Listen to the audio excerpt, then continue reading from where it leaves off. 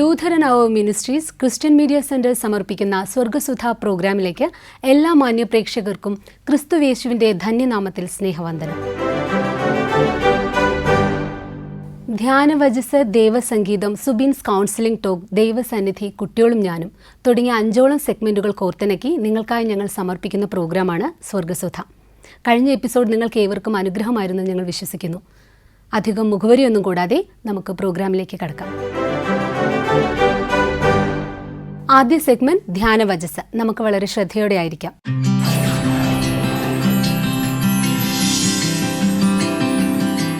നമ്മുടെ പിതാവായ ദൈവത്തിങ്കിൽ നിന്നും കർത്താവായ യേശു ക്രിസ്തുവിങ്കിൽ നിന്നും കൃപയും സമാധാനവും ലഭിക്കുമാറാകട്ടെ. ആമേൻ.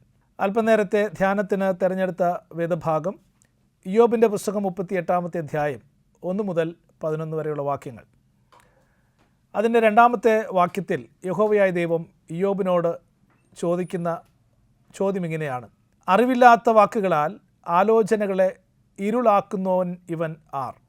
ഇയ്യോബിൻ്റെ ജീവിതത്തിൻ്റെ ഈ സാഹചര്യത്തെ നമ്മൾ നോക്കുമ്പോൾ ഇയ്യോബിനോട് തന്നെ യഹോവയായ ദൈവം ചോദിക്കുന്നത്, നിൻ്റെ ഹൃദയത്തിൻ്റെ ചിന്തകളെ, നിൻ്റെ വിചാരങ്ങളെ ഇരുളാക്കുന്ന വിധത്തിൽ ആലോചനകളിൽ എന്താണ് സംഭവിച്ചത് എന്നുള്ളതാണ്. എന്താണ് ഇന്ന് ഇയ്യോബിന് സംഭവിച്ചിരിക്കുന്നത്?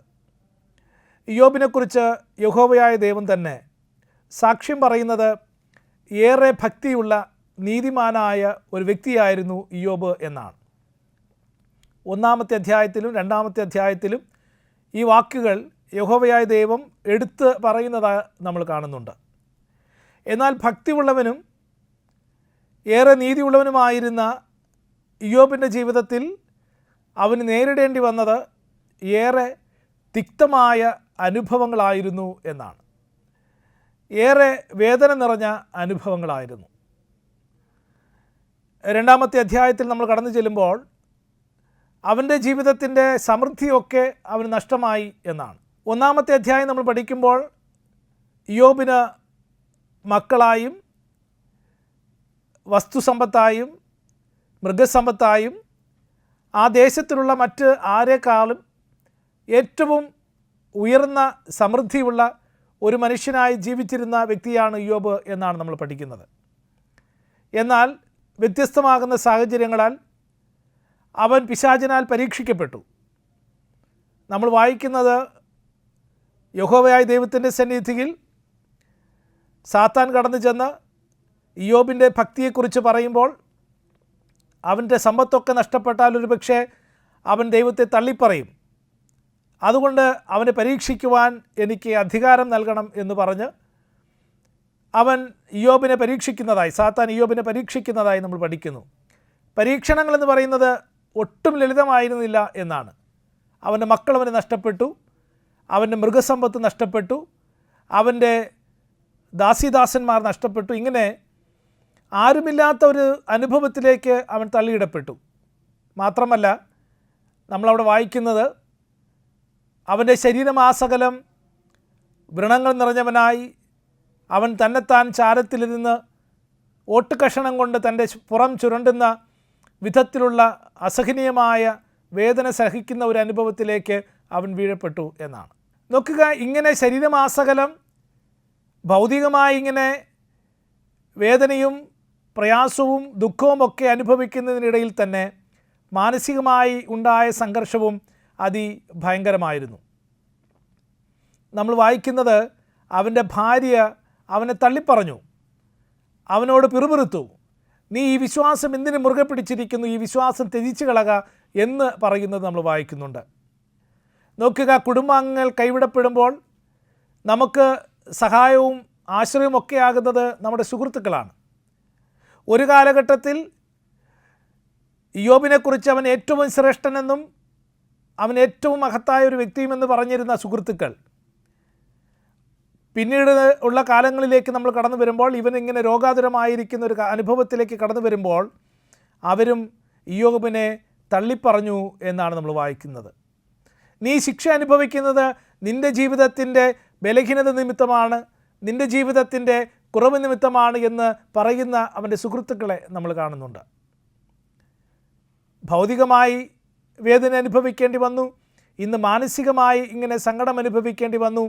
അങ്ങനെ ഇരിക്കുന്ന ഒരു തലത്തിലിരുന്നു കൊണ്ട് ഇയ്യോബ് തൻ്റെ ജീവിത നാളിനെ ശപിക്കുന്നതായി നമുക്ക് കാണുവാൻ കഴിയും. 3-ാമത്തെ അധ്യായം 1 മുതലുള്ള വാക്യങ്ങൾ വായിക്കുമ്പോൾ അവിടെ ഇയ്യോബ് തൻ്റെ ജനന ദിവസത്തെ ശപിച്ച് പറയുന്നു.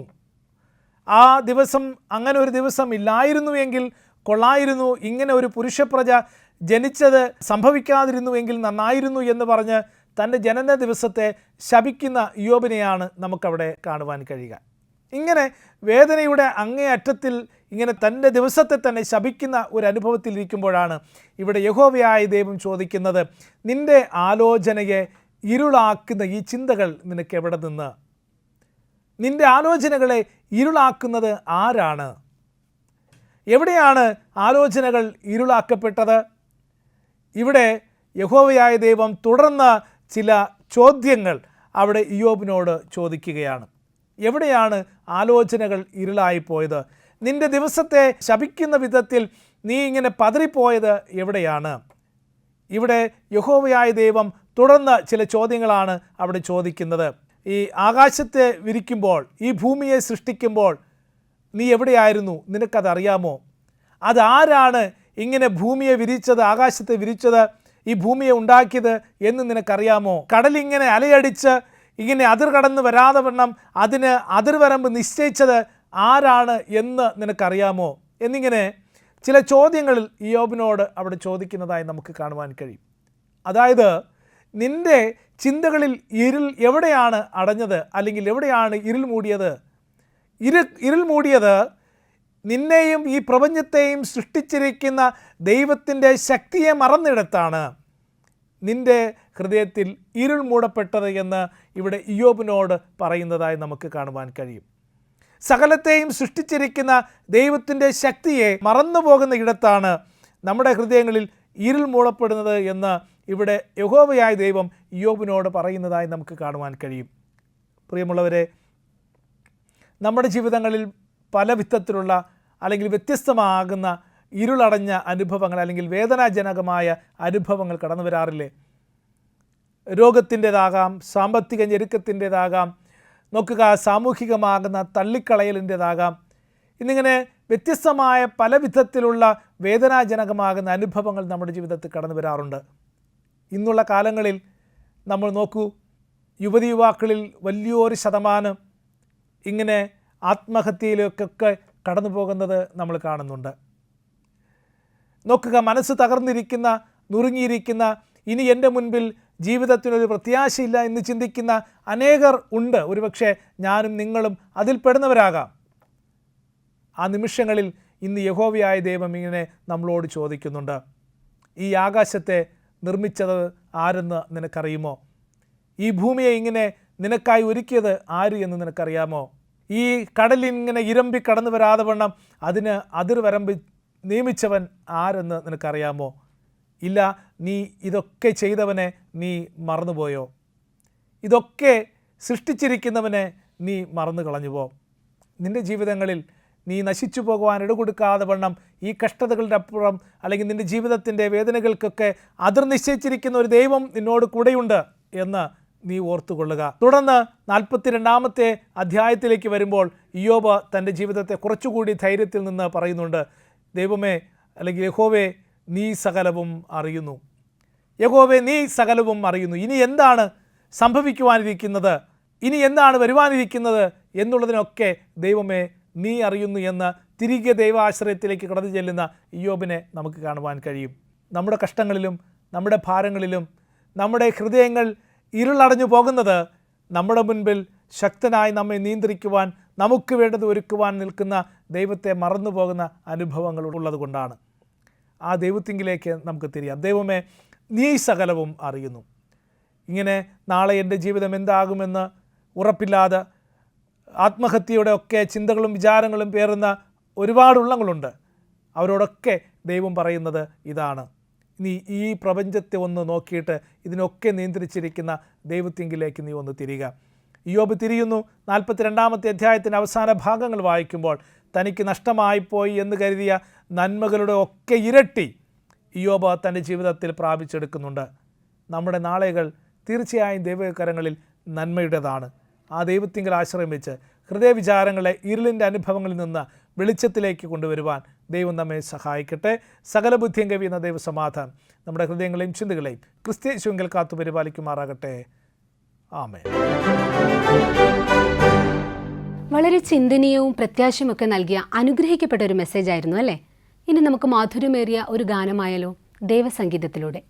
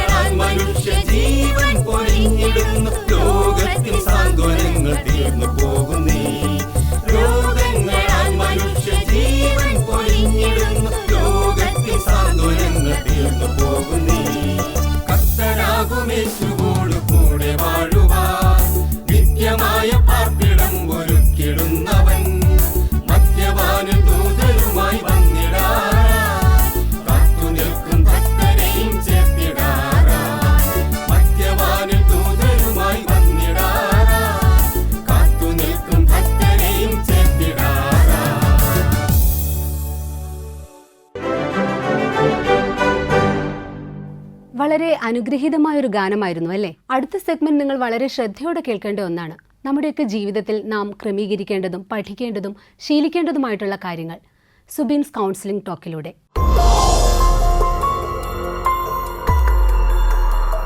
നിങ്ങൾക്കേവർക്കും കൗൺസിലിംഗ് ടോക്കിലേക്ക് സ്വാഗതം. മനഃശക്തിയുള്ളവരുടെ ലക്ഷണങ്ങൾ എന്ന വിഷയത്തെ ആസ്പദമാക്കിയാണ് ചില കാര്യങ്ങൾ ഇന്ന് നിങ്ങളുമായി പങ്കുവയ്ക്കുവാൻ ആഗ്രഹിക്കുക. മനഃശക്തി ഉള്ളവരുടെ ലക്ഷണങ്ങൾ. നമ്മൾ ഈ ലോകത്തിൽ നോക്കിക്കഴിഞ്ഞാൽ മനഃശക്തി ഉള്ളവരും മനഃശക്തി ഇല്ലാത്തവരുമായിട്ടുള്ള മനുഷ്യരുണ്ട്. അപ്പോൾ മനഃശക്തി ഉള്ളവർ ആകണമെന്നാണ് എല്ലാവരും ആഗ്രഹിക്കുക. അത് എല്ലാവർക്കും ആർജിച്ചെടുക്കുവാനായിട്ട് സാധിക്കും. എന്താണ് മനഃശക്തി ഉള്ളവരുടെ ലക്ഷണങ്ങൾ? ഒന്നാമത്, അവരുടെ ജീവിതത്തിലുണ്ടാകുന്ന എല്ലാ പ്രതിസന്ധികളെയും അവർ സ്റ്റെപ്പിംഗ് സ്റ്റോണാക്കി അല്ലെങ്കിൽ ചവിട്ടുപടികളാക്കി അവർ മാറ്റും. ജീവിതത്തിൽ സ്റ്റംബ്ലിംഗ് ബ്ലോക്ക് വരാറുണ്ട്, തടസ്സങ്ങൾ വരാറുണ്ട്, പ്രതീക്ഷിക്കുന്ന കാര്യങ്ങൾ ചെയ്യാൻ പറ്റാതാകാറുണ്ട്, തടസ്സങ്ങളായിട്ടാണ് പലപ്പോഴും മനുഷ്യർ കാണുക. എന്നാൽ മനഃശക്തിയുള്ളവരാണെങ്കിൽ തങ്ങൾക്ക് വരുന്ന തടസ്സങ്ങളെ അവർ ചവിട്ടുപടികളാക്കി അടുത്ത നിലയിലേക്ക് കയറുവാനുള്ള ചവിട്ടുപടികളാക്കി മാറ്റും. രണ്ടാമത്തെ കാര്യം, അവർ ജീവിതത്തിൽ ഒരുപാട് ഏകാന്ത സമയം സൂക്ഷിക്കുവാൻ ഇഷ്ടപ്പെടുന്നവരാണ്. മറ്റുള്ളവരോട് ചേർന്ന് ഇടപഴകുവാൻ ആഗ്രഹിക്കുമ്പോൾ തന്നെ തനിക്കായിട്ടുള്ള സമയങ്ങൾ അവർ വേർതിരിക്കുവാൻ എപ്പോഴും തയ്യാറായിരിക്കും. ഈ ഏകാന്ത സമയങ്ങൾ, തനിച്ചിരിക്കുന്ന സമയങ്ങളിൽ അവർ ചെയ്യുന്നത് ചിന്തിക്കലാണ്. തങ്ങളുടെ പദ്ധതികളെ, തങ്ങളുടെ പ്ലാനുകളെ ഒരുമുഖപ്പെടുത്തുകയും തങ്ങളുടെ ചിന്തകളെ ഒരുമുഖപ്പെടുത്തുകയും ഫോക്കസ് ചെയ്യുകയും എങ്ങനെയാണ് അടുത്ത കാര്യം ചെയ്യേണ്ടത്, എന്തായിരിക്കണം എൻ്റെ ജീവിതം എങ്ങനെ ക്രമീകരിക്കണം എന്നുള്ള കാര്യം അവർ ആലോചിച്ച് ഉറപ്പിച്ച് തീരുമാനിക്കും നമുക്ക് കാണുവാൻ സാധിക്കും. മൂന്നാമത്തെ കാര്യം എന്ന് പറയുന്നത്, ജീവിതത്തിൻ്റെ ഉത്തരവാദിത്വം അവർ ഏറ്റെടുക്കും. ജീവിതത്തിൻ്റെ ഉത്തരവാദിത്വം, ജീവിതത്തിലുണ്ടായിരിക്കുന്ന പ്രതിസന്ധികളുടെ അല്ലെങ്കിൽ കുഴപ്പങ്ങളുടെ പഴികൾ അടുത്ത ആളിൻ്റെ തലയിലേക്ക് ചാരി രക്ഷപ്പെടുവാൻ ശ്രമിക്കാറില്ല. പകരം എന്ത് സംഭവിച്ചാലും താൻ ചെയ്യുന്ന കാര്യങ്ങളുടെ അല്ലെങ്കിൽ തന്നുമായി ബന്ധപ്പെട്ട കാര്യങ്ങളുടെ പരിപൂർണ്ണ ഉത്തരവാദിത്വം അവർ തന്നെ ഏറ്റെടുക്കും. നാലാമത്തെ കാര്യമെന്ന് പറയുന്നത്, എന്തും സഹിക്കുവാൻ അവർ തയ്യാറാണ്. അവർക്കറിയാം എല്ലാ കാര്യങ്ങളും ഉടനെ തന്നെ നടക്കാറില്ല.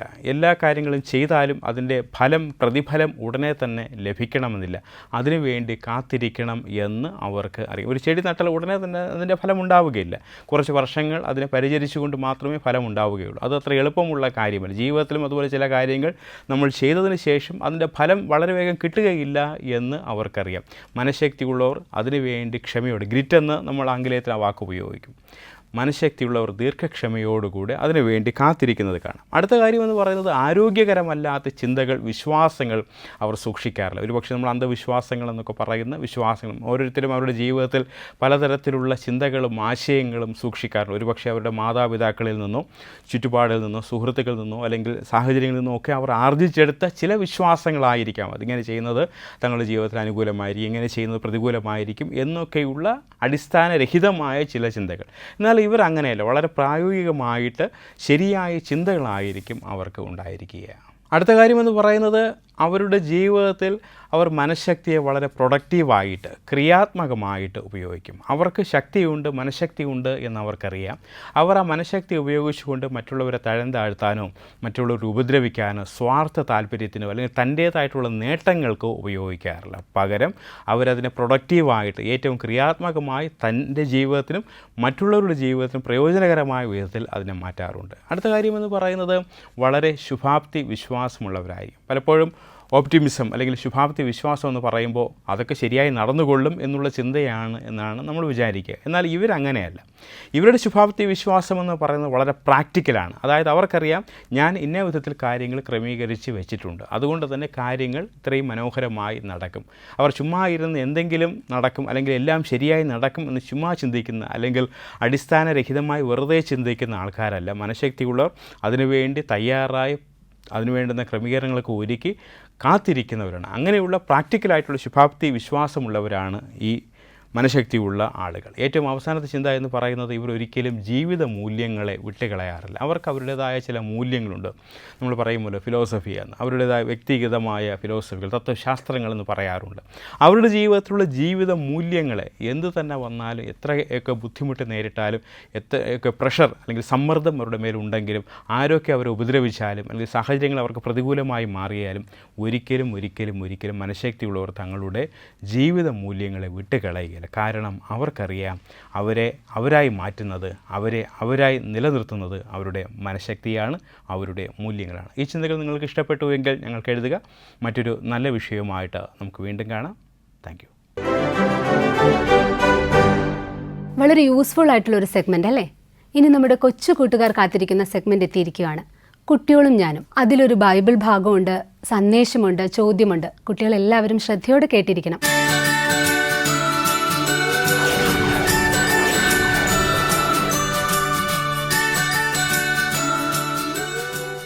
ഹലോ കൂട്ടുകാരെ, ഹായ്. സുഖാണോ? എല്ലാവർക്കും സുഖാണോ? സുഖാണോ എന്ന് നമ്മളെ കിറ്റി ചോദിക്കുന്നത് അല്ലേ? അപ്പോൾ എല്ലാവരും സുഖമായിരിക്കുന്നു കരുതുന്നു, സന്തോഷമായിരിക്കുന്നു കരുതുന്നു. അപ്പോൾ വീണ്ടും കാണാൻ കഴിഞ്ഞതിൽ ഒരുപാട് സന്തോഷമുണ്ട് കേട്ടോ. അപ്പോൾ ഇന്ന് നമ്മളൊരു കഥ പഠിക്കാൻ പോവുകയാണ് കേട്ടോ. കഥ ഇഷ്ടമാണ്, കിറ്റിക്ക് ഇഷ്ടമാണ്, അതുപോലെ കൂട്ടുകാർക്ക് എല്ലാവർക്കും ഇഷ്ടമാണെന്ന് എനിക്കറിയാം. അപ്പോൾ ഇന്ന് ഞങ്ങൾ ഭക്ഷണം കഴിക്കാനായിട്ട് പോയപ്പോഴേ അവിടെ ഒരു കടയുടെ ഫ്രണ്ടിൽ ഒരു ബോർഡ് ഇങ്ങനെ എഴുതിയിട്ടുണ്ടായിരുന്നു, ആട് മന്തി എന്ന് മന്തി കേട്ടിട്ടുണ്ടോ കിറ്റിയെ? കുഴിമന്തി അറിയാം. ഇത് ആട് മന്തി. അപ്പോൾ ഒരു ആട്, ഫുൾ ആട്, ഒരു ആടിനെ മുഴുവനായിട്ട് ഇങ്ങനെ പൊരിച്ച് വെച്ചിട്ട് ഇങ്ങനെ പിന്നെ ഭക്ഷണമായിട്ട് ഇങ്ങനെ വിൽക്കുന്നുണ്ട് കേട്ടോ. അപ്പോൾ അത് കണ്ടപ്പോൾ ഭയങ്കര സന്തോഷം. അപ്പോൾ അത് വെച്ചൊരു കഥ ഞാനിങ്ങനെ ഓർത്തെടുക്കാനായിട്ട് ഇടയായി. അപ്പോൾ കഥ ഞാൻ നിങ്ങളോട് പറയാം കേട്ടോ. വേഗം പറയുന്നത്. അതെന്താണെന്ന് വേഗം പറയാൻ കാരണം മന്തി ഭയങ്കര ഇഷ്ടമാണ്. മന്തി കിറ്റിക്ക് ഭയങ്കര ഇഷ്ടമാണ്. അപ്പം മന്തി എന്ന് കേട്ടുകൊണ്ടാണ് കിറ്റിക്ക് കഥ കേൾക്കാനായിട്ട് ആഗ്രഹിക്കുന്നത് അല്ലേ? അപ്പോൾ നിങ്ങൾക്ക് എല്ലാവർക്കും കഥ കേൾക്കാൻ ഇഷ്ടമാണല്ലോ. അപ്പോൾ കഥ പറയാം.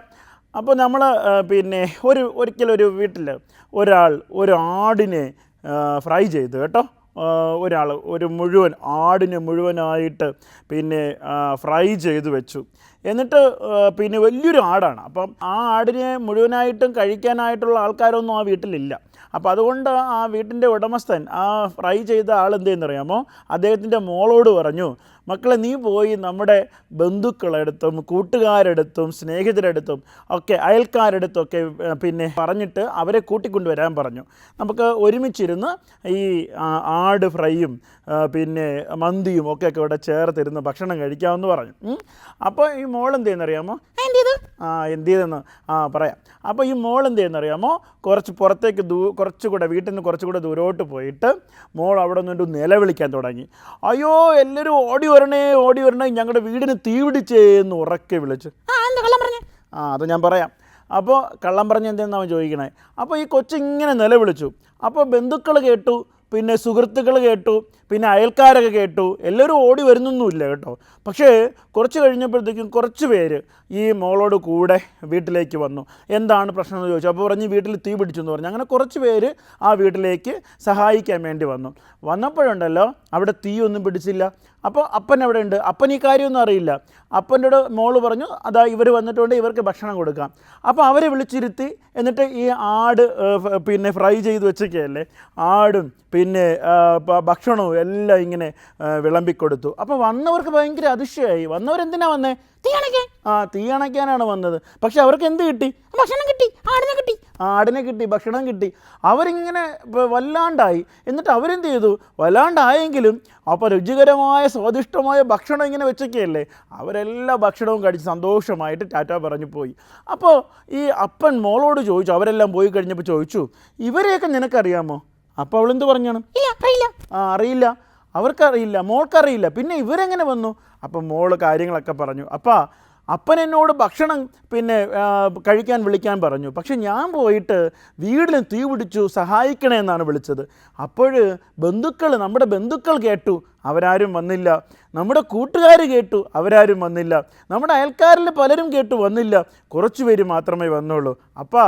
നമുക്കൊരു ആപത്ത് വരുമ്പോൾ നമ്മളെ സഹായിക്കുന്നവരാണ് നമ്മുടെ ഏറ്റവും നല്ല സുഹൃത്തുക്കളും നല്ല ബന്ധുക്കളും ഒക്കെ.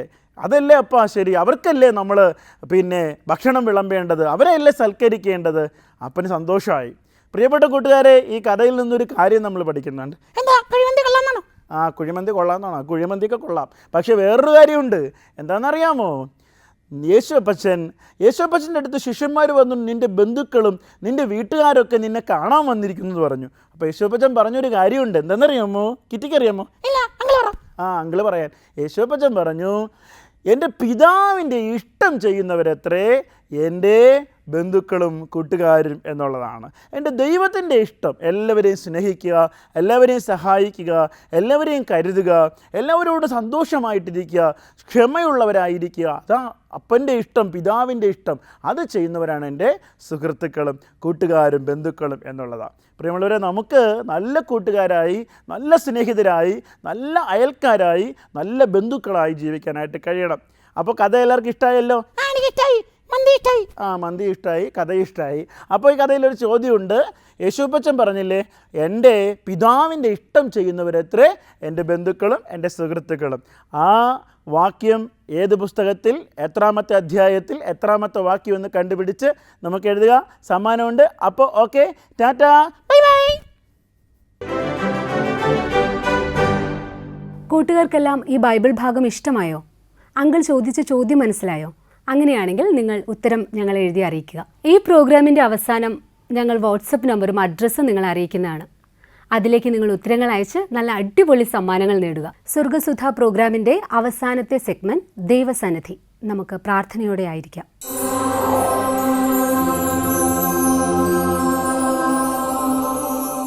പ്രാർത്ഥിക്കാം. കരുണാസമ്പന്നനും ഞങ്ങളേറെ സ്നേഹിക്കുന്നതിനുമായ ഞങ്ങളുടെ വാഴ്ത്തപ്പെട്ട ദൈവമേ, സ്വർഗീയ നല്ല പിതാവേ, വിദ്യാഭ്യാസത്തിലായിരിക്കുന്ന എല്ലാ മക്കളെയും ഞങ്ങൾ ഓർത്ത് പ്രാർത്ഥിക്കുന്നു. വലിയ ക്ലാസ്സുകളിലും മറ്റ് താഴേക്കുള്ള ചെറിയ ക്ലാസ്സുകളിലും പഠിക്കുന്ന ഓരോ മക്കളെയും കർത്താവ് കാത്തുകൊള്ളണം. നന്നായിട്ട് പഠിച്ച് അവർ വളരുവാനും ക്രിസ്തുവിൻ്റെ നല്ല സാക്ഷികളായി തീരുവാൻ തക്കവണ്ണം ഇടയാക്കണം. അതിനോടനുബന്ധിച്ച് തന്നെ വചനവും കൂടുതലായിട്ട് ആഴമായിട്ട് പഠിക്കുവാനും ക്രിസ്തുവിൻ്റെ നല്ല മക്കളായി തീരുവാൻ തക്കവണ്ണം അവരെ ഒരുക്കണം. അവരുടെ മാതാപിതാക്കളിലൂടെ അങ്ങ് ഇടപെട്ട് പൂർണ്ണമായ അനുഗ്രഹവും നന്മകളും അവരിലേക്ക് എത്തപ്പെടുവാനും ഇടയാക്കണം. പഠിച്ച് നന്നായിട്ട് വളർന്നു വരുന്ന നല്ല തലമുറയായി തീരുവാനും ഈ ദേശത്തിനും സഭയ്ക്കും സമൂഹത്തിനും ഞങ്ങളുടെ ഇന്ത്യ മഹാരാജ്യത്തിനും അനുഗ്രഹമുള്ള ഒരു തലമുറയായി തീരുവാൻ തക്കവണ്ണം ഓരോ മക്കളെ അങ്ങ് ഒരുക്കണമെന്ന് പ്രാർത്ഥിക്കുന്നു. വിദ്യാഭ്യാസത്തിൽ വലിയ ഉന്നത പദവികളിൽ എത്തുവാൻ തക്കവണ്ണം കർത്താവ് ഇടപെട്ട് അവരെ അനുഗ്രഹിക്കണം. യേശുവിൻ്റെ ധന്യമുള്ള നാമത്തിൽ കൃപയോടെ പ്രാർത്ഥന കേൾക്കണം. സ്വർഗീയ നല്ല പിതാവേ, ആമേൻ. ഈ പ്രോഗ്രാം നിങ്ങൾക്ക് ഏവർക്കും അനുഗ്രഹമായിരുന്നെന്ന് ഞങ്ങൾ വിശ്വസിക്കുന്നു. ഇതുവരെയും ഞങ്ങളെ ശ്രവിച്ച എല്ലാ പ്രേക്ഷകർക്കും ക്രിസ്തുയേശുവിൻ്റെ ധന്യനാമത്തിൽ സ്നേഹവന്ദനം. നിങ്ങളുടെ നിർദ്ദേശങ്ങളും അഭിപ്രായങ്ങളും ഉത്തരങ്ങളും ഞങ്ങളെ അറിയിക്കുക. Our new address, Christian Media Center, number 105, Pantheon Road, 2nd floor, Egmore, opposite to Egmore Museum, Chennai, 600008. Our phone number 044 2432 0488.